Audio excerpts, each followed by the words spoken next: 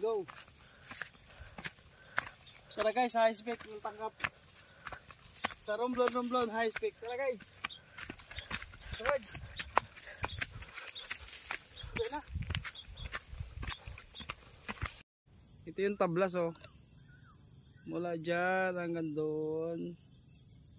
Ayan. Ang kahabaan ng tablas. Ayan oh. Yan. Hanggang doon. Kikita yung kulay blue na yun. Hanggang doon pa. Yan. Ganyan kahabang tablas. Diba? Hi guys.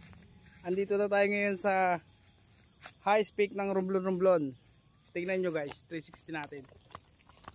Woo! 360.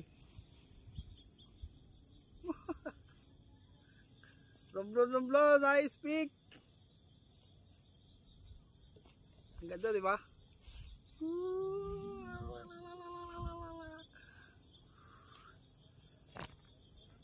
Shawit.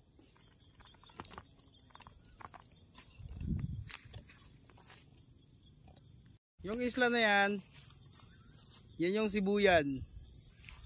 Yan. Sibuyan Island. Tapos dun sa kabila andun na yung Simara yun. Ano? Tapos ito Tablas. Yan, Tablas.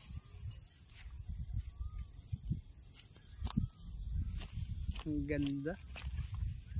Very beautiful place. Yan si Jordo.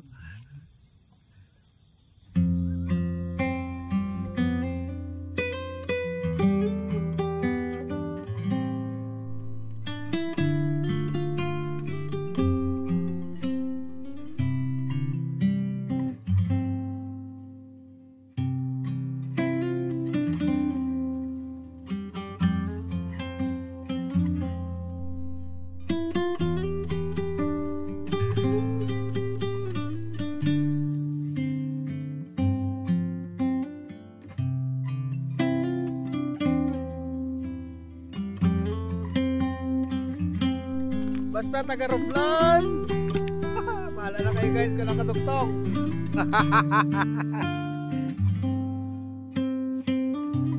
Welcome to Buntok, the highest peak of Romblon. Welcome guys. Ang layasan is on the go. Bye bye. Thank you so much guys. Until next vlog. Bye. So pababa na tayo guys ng highest peak sa Romblon. May kasama nga pala ko guys. Ayan na si Jeward. Ward! Shoutout muna. Hello! Shoutout! Sabihin mo, hi kay Layasan.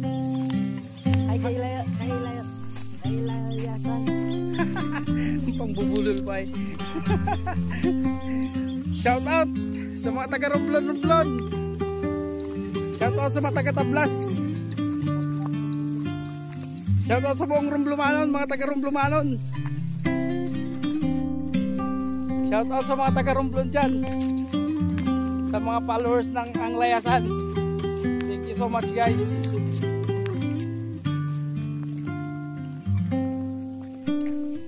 Ang Layasan. Alam nyo ba guys, merong ano dito kinakain. Ang tawag dito ay bayabas ba? Ito guys oh. Yung ganito hanap tayo na ano guys, hinog. Ito may nakita tayong hinog. Ito guys yung ganito kinakain to. Kaya natin kainin ito. Kinakain talaga to eh. Tamis siya, matamis lasang ano, ewan ko kung anong lasa to.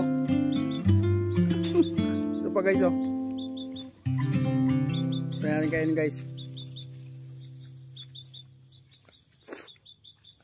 Tamis talaga siya.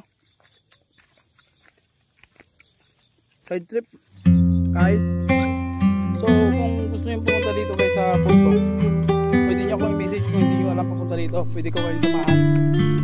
The highest peak of Romblon. Message message lang kayo guys kung gusto nyo puntahan tong lugar na to. Promise na makaganda.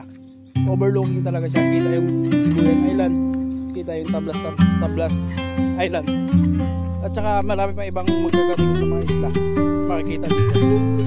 Tapos tip ko lang, ganitong oras maganda pumunta mga 4 to 6 p.m.